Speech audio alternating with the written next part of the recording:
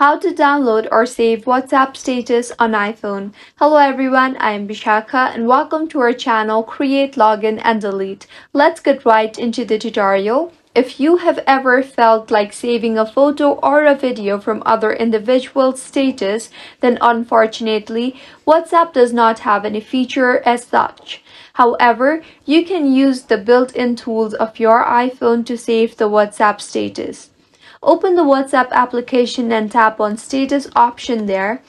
Tap on the individual status that you want to save. Now, in order to save a photo, take a screenshot of that particular status by pressing the volume up key and the power key together, and then on the left side, you will see the screenshot.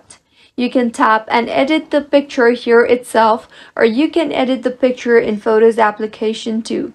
It is totally upon you. I will edit the picture here. Go ahead and crop the edges of the picture and you will have the original like image with you. Tap on Done and then tap on Save to Photos, and with this the picture will be saved to Photos.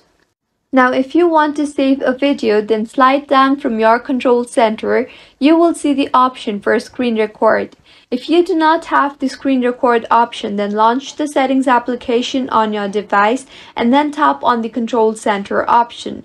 You will see the option for screen recording there. Tap on the plus symbol beside it, and with this you will have screen record option in your control center now. Go to WhatsApp again and open status and then open the video.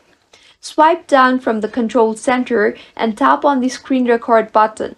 Screen record the entire video and then turn off the screen recording. The screen recording will be saved to Photos, so go to Photos and edit the video further if required, like we did in the Photos. And with this, you will successfully save WhatsApp status on iPhone. If you find this tutorial helpful, do subscribe to our channel. Thank you for staying with us until the end.